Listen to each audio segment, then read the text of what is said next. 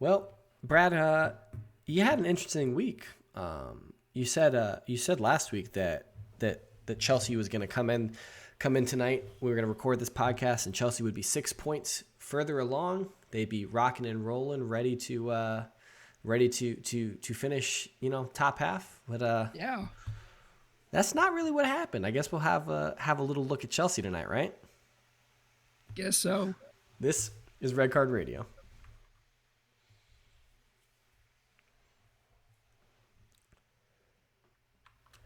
Good morning, good evening, good afternoon, whenever you're listening from. Thanks for tuning in. Red Card Radio is a weekly look at the Premier League from three friends who support different clubs. My name is James. I support Arsenal. With me tonight, that's Brad.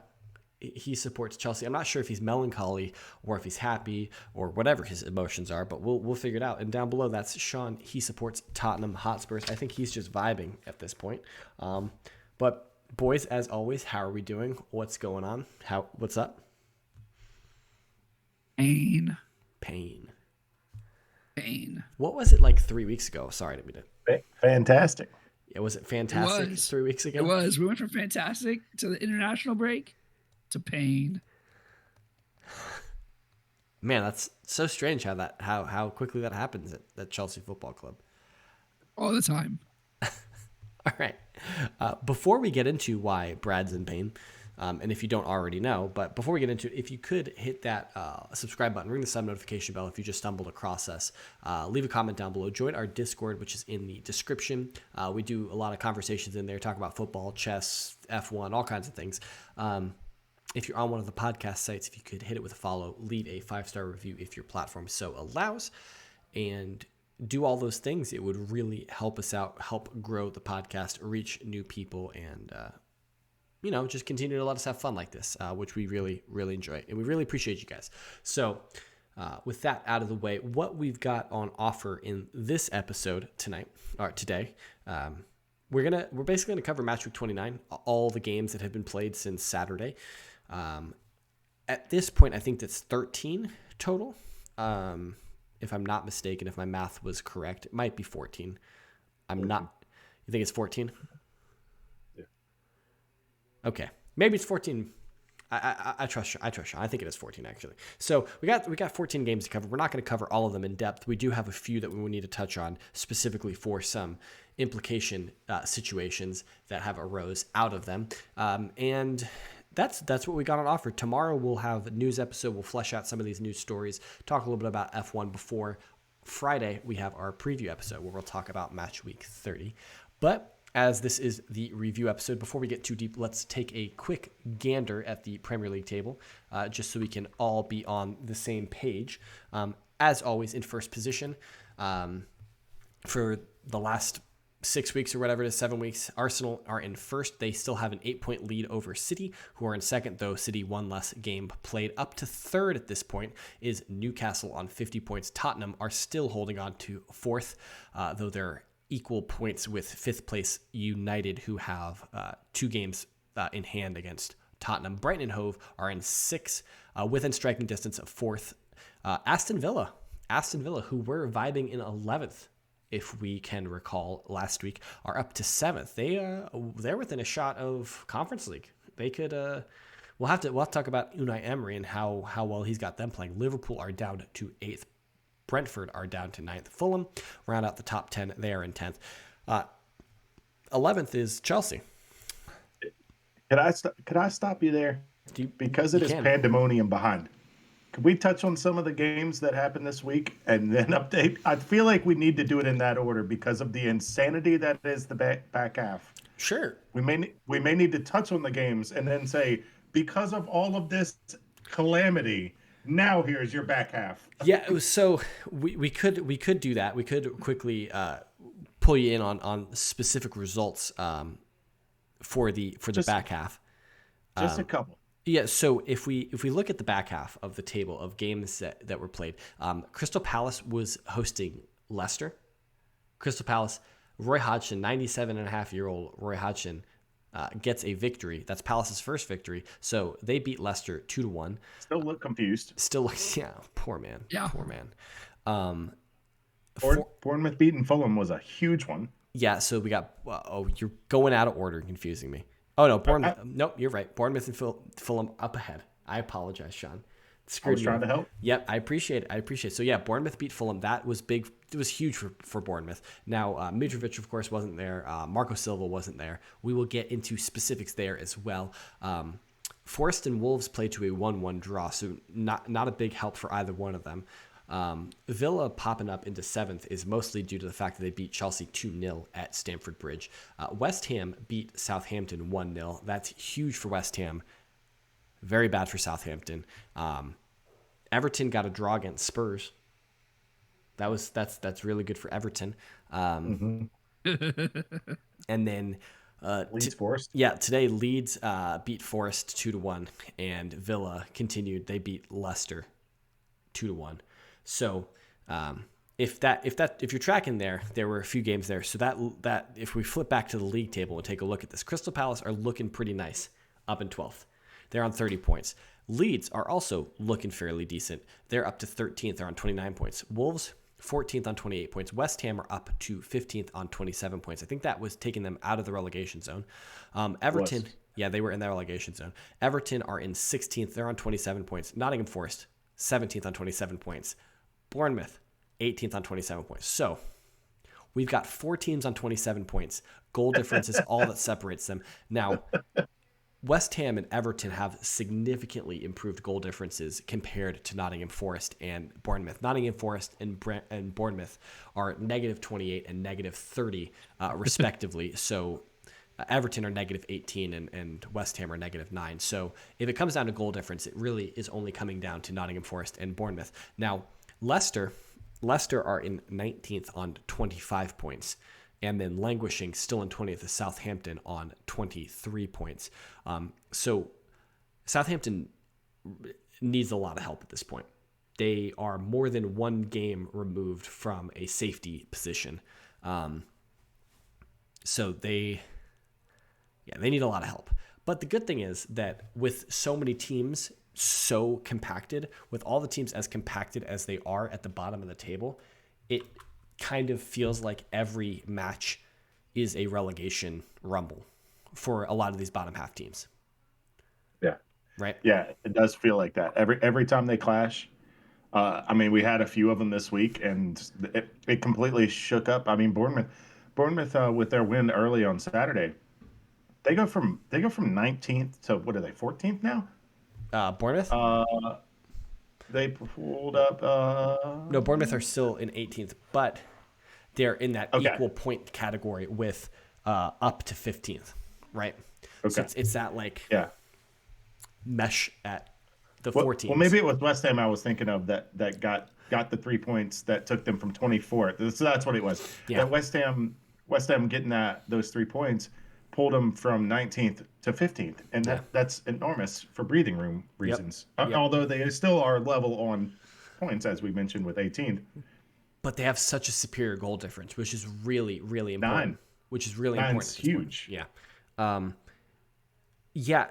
And actually taking a look at that and just peeking ahead, if they get a draw and everyone around them loses, if they're level with Leeds or Wolves, either one of them, or Palace, they're clear on them as well. Exactly. So that's a huge advantage for them. Yeah. And they're within striking distance of both those teams. So they're one game behind, like in terms of number of raw points. If we quickly throw in the results of the other matches, just so everybody's up to speed, City beat Liverpool 4-1. Arsenal beat Leeds 4-1. So nothing changes in the top 2 positions. No goal difference change. No point total changes. Brighton and Brentford played to a thrilling 3-3 draw. What are the other games? Newcastle United beat Manchester United 2-0. That was revenge of the Carabao Cup. Huge. I wonder how Joel views that one. I think he probably would have rather taken the Carabao Cup and lost this game.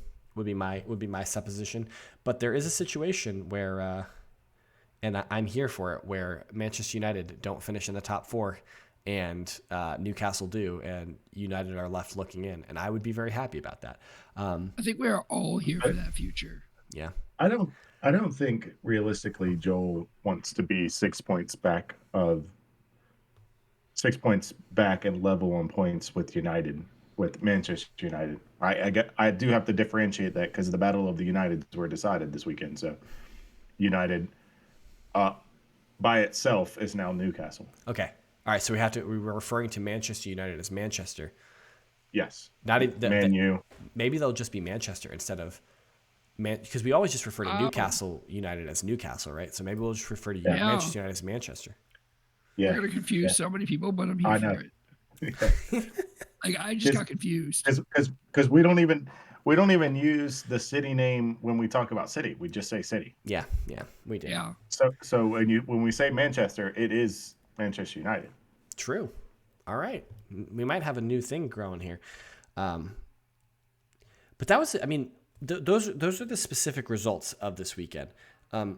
So while there was no change in the title race, right? So like that was kind of a wash, but literally everywhere else there was significant movement across the table. Now, a couple notes about some of these matches that we have to mention before we move on to talk about specific results. After Palace beat Leicester 2-1 this weekend, Leicester City and Brendon Rodgers agreed to mutually separate. They are Brendon Rodgers has been sacked as the Leicester first team manager. Comes after 4 years in the job. He was probably the fourth longest serving manager in the Premier League at that point, and he is no longer. So he is out of a job. And then also following the Chelsea Aston Villa match, Chelsea Football Club have agreed to mutually terminate Graham Potter's contract. Graham Potter is no longer the manager or the first team coach at Chelsea Football Club. So while we're not going to go into specifics of those or like the implications per se in this episode, we're going to handle those more in the news episode. They are albatrosses that we have to address at this point.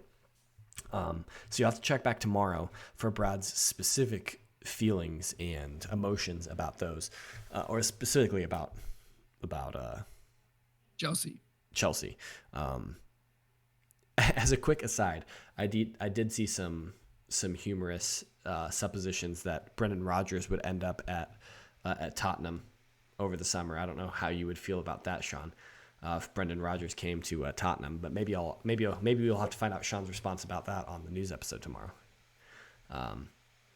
Where do we want to start with looking at these matches? I would throw out the fact that Arsenal looked really, really good against Leeds and really handled their business against Leeds, and that Liverpool just rolled over, just absolutely rolled over for City. Yes, as soon as City got like that second goal, they were just like... I mean, because Liverpool took the lead in that match. They were up 1-0. Yeah. And then their equalizer, City's equalizer, they just passed the ball around into the net. It was like they literally just passed the ball around Liverpool, and Liverpool couldn't get near the ball. And basically tapped it into the net. And this is the Manchester City team that was, of course, playing without Phil Foden, playing without Erling Haaland. And so I'm personally frustrated with Jurgen Klopp, okay? Because his Liverpool team rolled over like a ragdoll against City, and they're going to come out like prime Galacticos Madrid, early thousands Madrid against Arsenal on Sunday. Ridiculous. They kind of rolled over. We just couldn't put it in the net for the Liverpool-Chelsea game, but they kind of rolled over there too. That wasn't a football game. Yeah, you know what's Jack happen. Grealish had an awesome game against Liverpool. Like Jack Grealish ate. He's having a good season, and I know that it's not fun to say or fair to say. Well, Sean's kind of brought this up about Jack Grealish and Harry Kane and trying to draw comparisons to those two players and about how it's more impressive to be the main man and leading your team like Kane is at Spurs and like Grealish was at Villa compared to just being a cog in the machine at City, right? Am I characterizing that correctly, Sean? Well, I mean, yeah, it's just summed up of the very simply put. And granted, they're two different style players. I'm not comparing apples to apples. Yeah. But he was he was the man at his previous club, and then he goes to City, and he's another super sub. He's a play against bad teams. He's a cup game guy, and rotational player. And it goes back to you don't go to public parks where pickup is being played and hear kids yelling Jack Grealish when they score a goal. Probably not. They say, oh, that was a Harry Kane, or whatever, one of the top scorers in the world. But no kid is claiming they're the next Jack Grealish. I will say that was certainly more true last year of Grealish at City. I think he's really kicked on. He's having a good year. I don't know if that's more to Jack Grealish being better this year than last year, or Phil Foden falling off for City at least, because Phil Foden has when fit not been selected. That Pep has been selecting Grealish over Foden. Now I think Foden's also had some injury issues this year, but he's been selected. Grealish has been selected over Foden when both of them are fit. Maybe Grealish just suits Haaland's game better, perhaps. I don't know. Should we take a gander at this Brighton Brentford game? It was barn burner. So 3 times Brentford took the lead. If I'm getting so 3 times Brentford took the lead, and 3 times Brighton was able to come back. Now, it did take a 90th minute penalty from Brighton to draw the match, but like this is what the Premier League's all about, right? Like 2 teams that are both vying for European football, going toe to toe, just like no fear from either side. Young managers, young teams, just putting in work, putting in a show, man. Nothing says F you, no F you, no F you, than 21st, 22nd, 28th. Yeah. That was so they opened scoring with a 10th minute goal. Yeah. Brentford did, and then Matuma in the 21st. He's a baller. Tony in the 22nd with the dagger right back, and then 6 minutes later, Danny Welbeck. No, F you. My guy. No, F you. My guy. Now, all right, so I don't want to take the spotlight off of Brighton or Brentford, but Matoma's got to be being lined up for a big money move somewhere, right? Somebody's coming in. And Ferguson. Well, yeah, certainly. But like Ferguson is definitely on the 18-year-old striker. Like, is Matoma is this Son's replacement, heir apparent at Tottenham? Are you just saying that because he's Asian? I may have been drawing that illusion, but also it's like for like. He does, yes. He plays on the left. He is very shifty. He's very adept with either foot. Just like Son is. Passing is above average. Finishing is above average. So yeah, they are very much like for like in a lot of senses. Yeah, I mean, Tottenham are in it. We will have to have a conversation about Tottenham in the summer, because you guys are in an interesting crossroads about what you guys want to do versus what you should do versus what you need to do. In terms of like obviously, like, you have good players who could cohesively challenge for the Premier League, challenge in Europe. But is a manager going to come in and be able to utilize all these players to their full potential? Should you just blow it up and sell the players at their highest value and then kind of rebuild? So, like, there's some conversations to be had. Like, if you could cash in on Son and Kane and walk away with £200 million and then be able to use that to restructure the team with young players, is there value in that? Could you make an argument that that's the way Tottenham should go? I don't know. That's not a question for me to answer because I'm an Arsenal fan. How old's Tony? But yeah, Thomas also 25. Yes, but I'm not. Hey, that's a great age. I'm not. That's like coming into your prime. Right, you're getting your prime years are now. Like I think we signed Trossard, and Trossard's 27, and he is. Oh, you're fine. Yeah. Like he is. Yeah, burning. He also got him on like a stupid deal. But we paid Brighton less than Chelsea did for Graham Potter. Yeah. Yeah. Yeah. For the whole coaching staff, y'all got one player. For less than we got a whole coaching staff. Oh man, that's hilarious. And a recruiting department. And then you decide anyway. We'll talk about Chelsea tomorrow. I think 25 is about where we got Son because he's 30. Yeah, he's been. Yeah. No, so we got him a little younger than that because we've had him 7 years, 8 years. Where did you guys sign it? He was in Germany. He was with he was with Germany. It was Leverkusen. Werder Bremen. We're gonna find out. I'm blanking. It's been so long. We're gonna find out here real quick. But yeah, no, this was the case study of the Premier League right here of why it's just a lot of fun to watch. Brad, I pointed this out. Sean, just pipe in when you got it. It was Leverkusen. I got it. Okay. Yeah. I want to turn our attention quickly, not necessarily to Graham Potter, but to Chelsea generally speaking, because you were talking. You were certain that Chelsea were going to be rocking up here with 6 points today. After last week, you said beat Villa, beat Liverpool, and you guys have 1 point. So is this yes. Underestimating Unai Emery in Aston Villa, or is it just what happened? Hold on. I gotta look at this because I got questions. I'll make up some answers. I got questions. So you have almost a fully fit squad. You have Kevin Schloba, Badashiel, right? Two very good defensive players, center backs, right? Yeah. Okay, cool. So why is Loftus-Cheek starting at right wing back and Reece James starting at right center back and Cucurella starting at left center back? That's because you want to play three at the back. Badashiel and Schloba can both do that. And one plays on the left and one plays on the right. So, confusing. Anyways, moving on. Cucurella is his guy.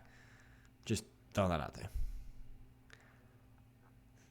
Cucurella is chaos. He is an agent of chaos. He is never in position. The only time I saw him in position was Salah making runs. Besides that, left center back is wide open. That's because he's not a center back. I know. But even when he plays left back, he's never on the left side. He's always in the middle. So just make the boy CDM. Ooh, I don't know about that. Most important position on the field. Put him in the middle and let him cause chaos. It's an idea. It's a better idea than having your back line messed up. It is an idea. You want him to be the short Xhaka 5 years ago. Yeah. No, don't just chaos. Don't disrespect Xhaka like that, man. I don't think he's shorter than Xhaka though. Oh, yes. They gotta be on the same size. No way. Cucurella is so short. This is the least important thing to be Googling right now, Brad. Cucurella's 5'8". All right, Cucurella's 5'8". All right, hold up. Is that with the hair or without the hair? Without the hair. Yeah, Brad's an agent of chaos. No, I am. I just blew up that whole discussion. 6'1". Yo, those are some inches. 5 inches. You're right. Those are some inches, yeah. So he's a short Xhaka. I was wrong. Yeah, I'm in for it. You got so lucky there, Sean. He did. I got eyeballs who could see. As soon as I started searching, he's like, oh no. No, I was stalling so you could Google people's heights. Okay. And then we continued with Cucurella at left center back in today's game, which it's Bruno's first 11 he's ever picked. And this first time we've had a fully fit squad. So let me just posit something. Because obviously, these managers have been in and around football for a very long time. They know, they've run training sessions, they've picked teams before. They know what they're doing, right? So, is it possible that Graham Potter sees something in training that makes him say Cucurella is a better left-sided center back than Trevor Chobala or Badiashile, whichever one it is. I don't know. Badiashile was playing fantastic. I don't understand why he got at Champions League happened and he's not on the Champions League squad, so we stopped playing him. I don't get it. Yeah, I mean, he was very good. He was very good in the league for you guys for a couple weeks there. I don't know. And look, Zhao has all of the dribbling. Zhao has all of the sauce, but none of the goals. So why are we playing Zhao? Put Mason Mount back in. I'm over Zhao's dribbling. He's ready to be in funny. He's ready to be in red and up in the north, man. You think João Felix is going to United? Liverpool. You think he's going to Liverpool? There's no way. No, he's saying Mason Mount. He's saying Mason Mount to Liverpool. Oh, Mason Mount to Liverpool. Oh yeah, no, Felix. No, they're too cheap for that. Yeah, I was going to say John Henry. Are you kidding me? I mean, João Felix could end up at Manchester United. Yes, I could see that. That would be some vibes. Could you imagine João Felix and just Anthony and Felix just spinning on the ball? Yeah, and Bruno, and then they cross it to each other and then spin and then they cross it. Because they play on opposite sides. I'm actually here for this. They're just doing I don't understand it. They're just doing an early 2000s Nike commercial with Ronaldinho. They're just doing it mid-game. I guess my only point in bringing that up, Brad, is that it's possible that Cucurella, while you describe him he trains well. I mean, he's Graham Potter's guy, right? Like they know each other. They're homies. So like, true. You would think that he has a working relationship with him. He has trust with him. Maybe and the man's managing for his job, or at least maybe he didn't think he was managing for his job, but he was apparently. I don't know. Like, I have a hard time.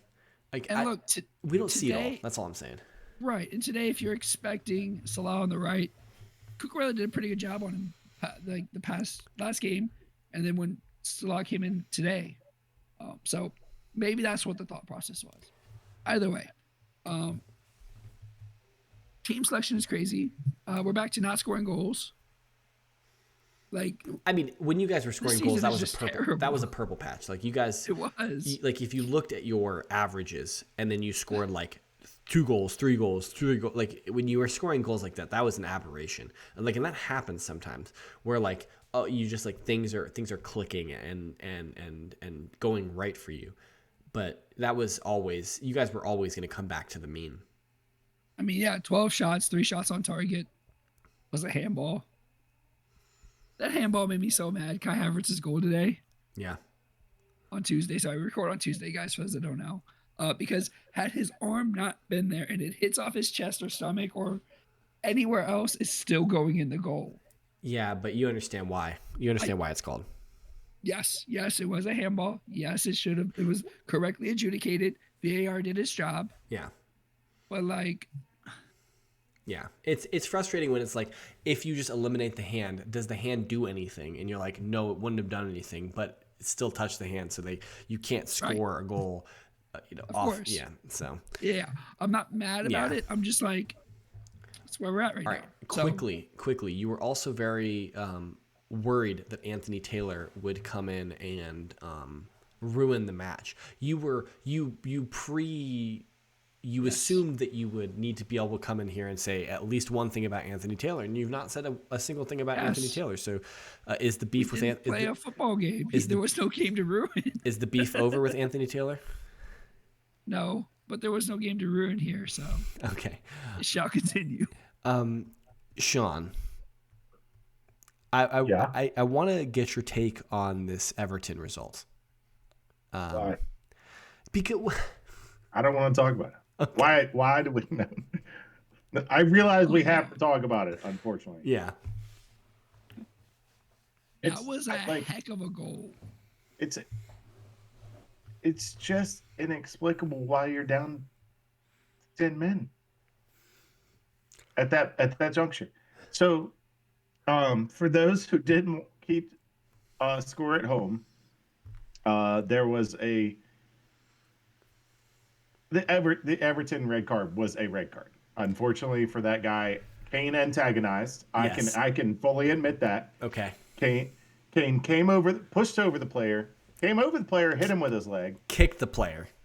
It came over the came over the player and hit, kicked the player. Happened to hit him with his leg. Kicked the player.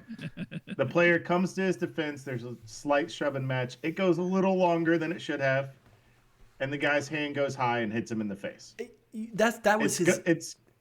It's going to be adjudicated as a red. Yes.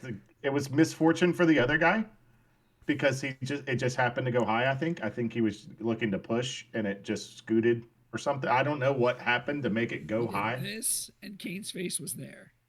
Yeah, he didn't go up, but his hand went out. Yeah, and it's gonna be a red every time.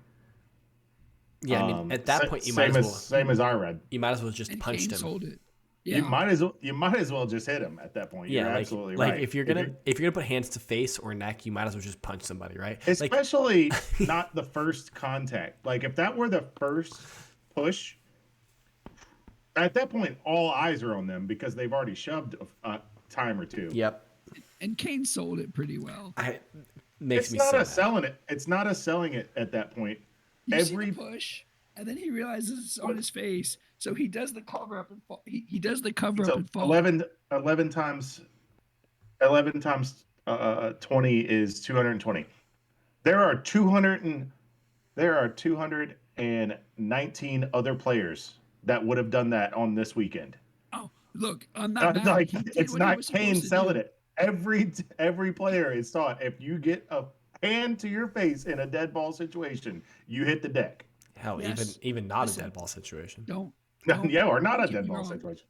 Don't get me wrong. He did not do wrong. But he did sell it. Yeah, he sold it.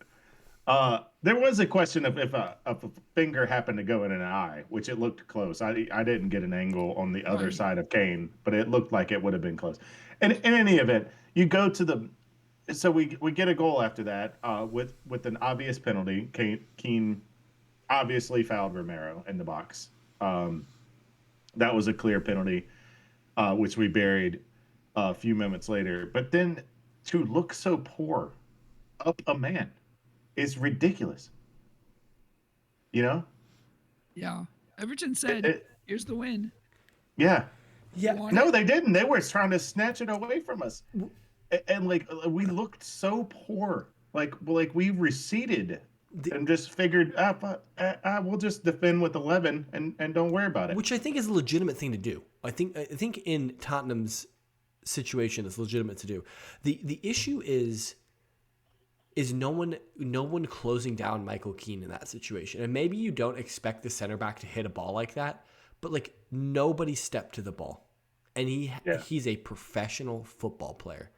And it was probably, what's the edge of the box? 23? The edge of the box is 18. 18? So he's probably 23 to 25 yards out. Something like that. Yeah. You have to step to that. And it's 5 or 6 meters from the edge of the box. You have to step to it. I'm sorry, but somebody has to step up there. And it's not like your central midfielder was sent off. Lucas Moura is a winger. So Lucas Moura wouldn't have been in that position anyway. So where's Højbjerg? Where's Skip? I don't remember if Skip was still on the field at this time, but where's Eric Dyer? Somebody needs to be stepping to that. And I think that's kind of typical of Tottenham's season thus far, and also it leads so much credence to what Conte said 3 weeks ago when he said and how we characterized it as a desire to win, but not a willingness to not lose. Like there's a difference between refusing to lose and wanting to win, and they wanted to win, but they didn't refuse to lose in that situation, and so they tried to skirt by with the bare minimum, and Keane, worldy. And I was glad that they put Lloris up for a post-game interview, because that is 100% not on him. No, that thing knuckled away from him. It was an absolute world-class strike that he had.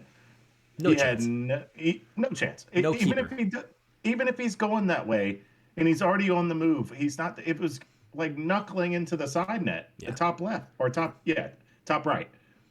Nobody's saving. He's not getting to that unless he's poorly positioned like David De Gea. He's not saving. Yes, unless he's David De Gea.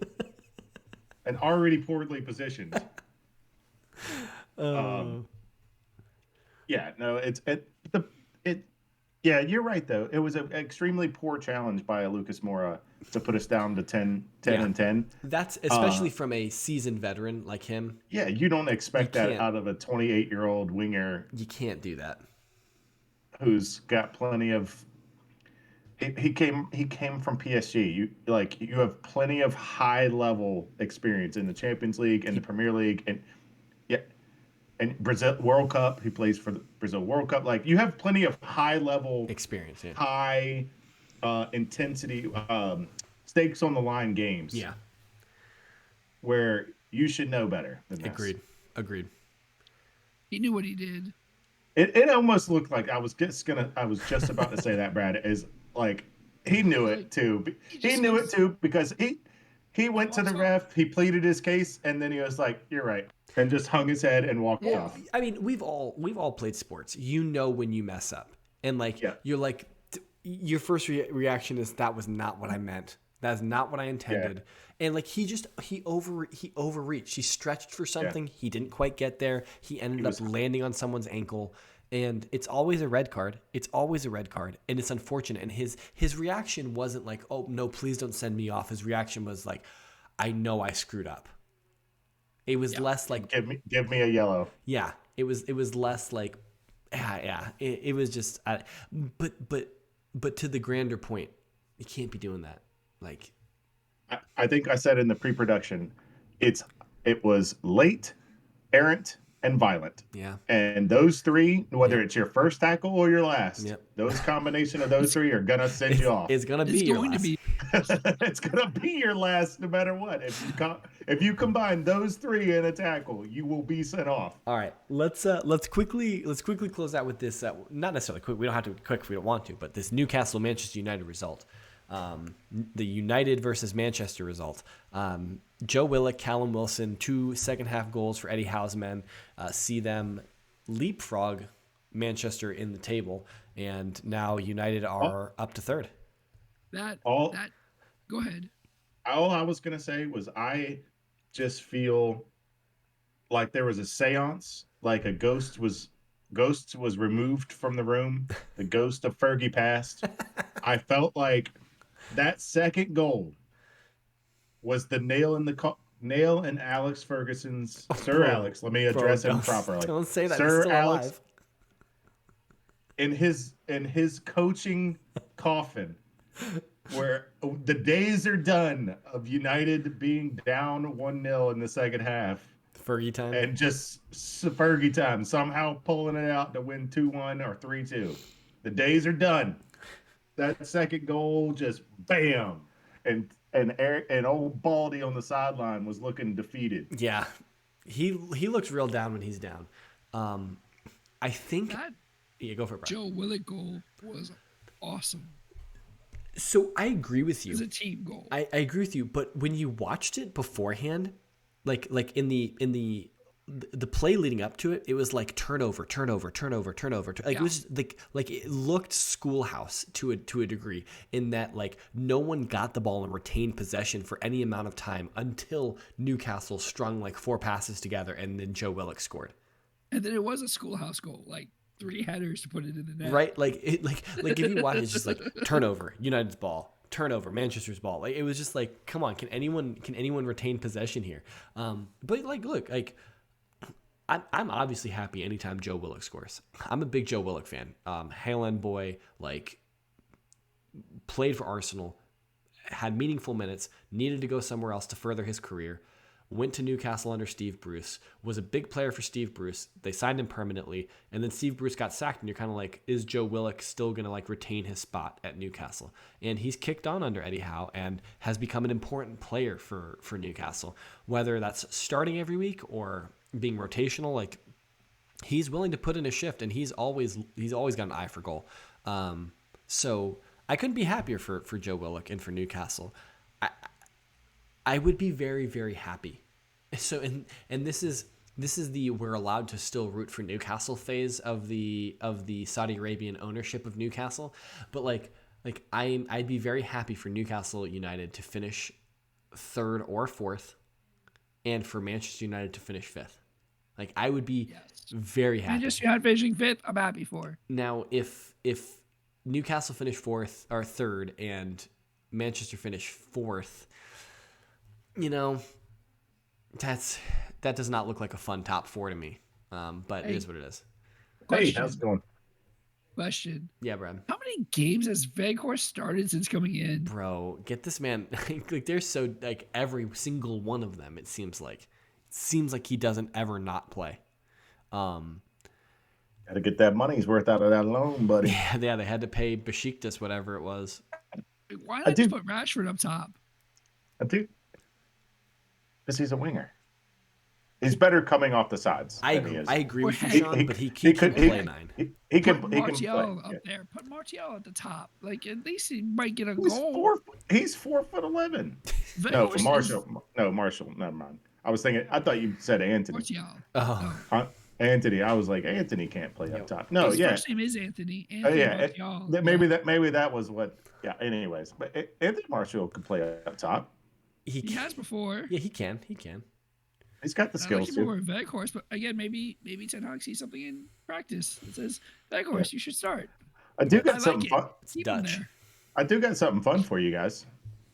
Over the last 3 seasons, only 3 players have scored 10 or more goals in the last 3 seasons.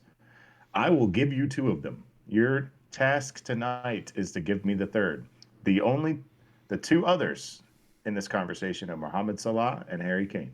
Scored 10 goals? In season. In 3 seasons. So clearly a requirement would to have been in the Premier League for the past 3 years, clearly. So Haaland's out, although he's almost scored 30 on this season. I know for a fact so Bukayo Saka has scored 10 this year, scored 10 last year. I don't know if he scored 10 3 years ago. I don't know. That's my only concern. Mount did it the past 2 years. He didn't do it. He clearly hasn't done it this year. Who should I say? Thus far this season, so this person is already confirmed. So I guess whoever Chelsea, would you say who was your player, Brad? Mount. Oh no, I would say Mason Mount would fit the past 2 seasons. Okay. He doesn't fit this season. So if he gets to 10, it would be 4 then. 4 players, because you said if he's done 10 in the past 2 seasons. Okay. My person will be Ivan Toney. Ivan Toney didn't play in the Premier League 3 years ago. You were almost correct. Yes. You were almost correct. The answer is Ollie Watkins. That was my second guess. Oh, what that a was player. My second guess. He got his 10th. He got his 10th today. Good man. That's a good place to end. Check. You guys are getting this vodcast, whatever you want to call it, on Wednesday. There are 2 Premier League matches this afternoon. If you're watching it on Wednesday, if you're watching it on Thursday, well, tough luck, you already missed them. But Manchester United and Brentford play on Wednesday, and West Ham United and Newcastle also play on Wednesday. Check those games out if you're catching this podcast on Wednesday. Hit us up on Twitter. That guy's at KSBradG. Down below that guy is at Whiteheart_Sean. I'm at James Tiffany. Collectively, we are at redcard_radio. Make sure you tune back in tomorrow because we've got the news. We're going to talk about manager firings, Graham Potter, Brendan Rodgers, this, that, and the other. We do have an update from Melbourne and the Australian Grand Prix. What? He got confused. Who got confused? Sean? Sean got confused. And it's like Australian Open already happened. Nah, homie. And then that's all we got. And then check back on Friday for a preview of Match Week 30. But until then, thanks so much for listening. We really appreciate it and have a good one.